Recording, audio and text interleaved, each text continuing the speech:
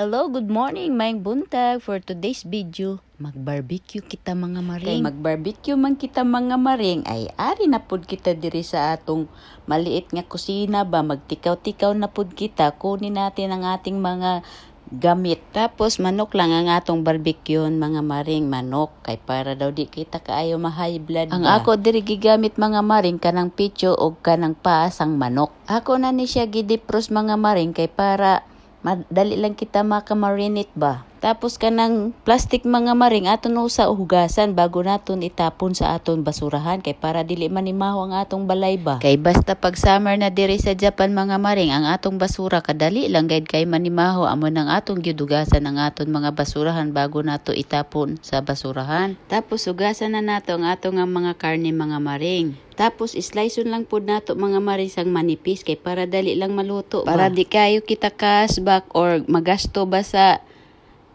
gas or unsa mga atong gigamit nga pangluto diha, mga uling or either kuryente. Kaning pa mga maring aton lang tungaon ni siya, tungaon lang na naton kay daw kadako man pud kayo kung kuano usalat ka buok oy daw di guro na pud na nimo maubos ang usap pud oy.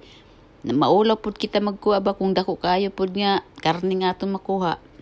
Para daw di kay kita maulaw pud, gamay-gamayon pud nato pag slice na lang mga maring. Tapos hugasan daw nato ang atong karne sang with suka. Kay limpyo na mga atong karne mga maring, ito na ang atong ilagay Mao ni ang limonsito or suha diri sa Japan. Nindot ni siya nga gamiton mga maring kay kabango gid siyang ang imo barbecue kalasa sang limonsito or suha. Tapos lagyan na natin ng ketchup para mapula-pula pud ang ato barbecue.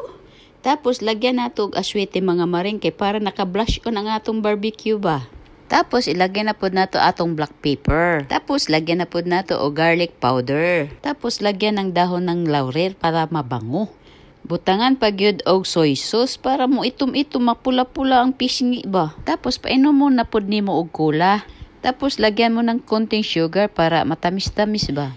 Tapos kompleto ricados na ang mga maring kung unsa man ang inyo gusto i-ricado dira ay imikos-mikos lang na mga maring kay para mamarinit na ning atong karne.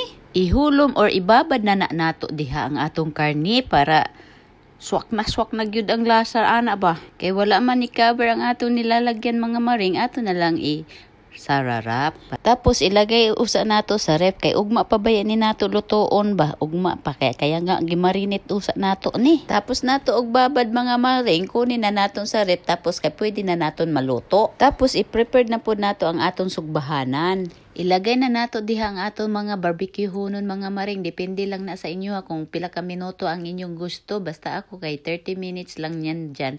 Muring na ang akong sugbaanan. Tapos kung wala pa siya maluto, another na pud. Ganun lang yan. So this is it. Naluto na ang aton nga barbecue mga maring, diba?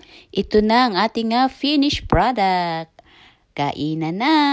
Tikiman na mga maring. Thank you for watching.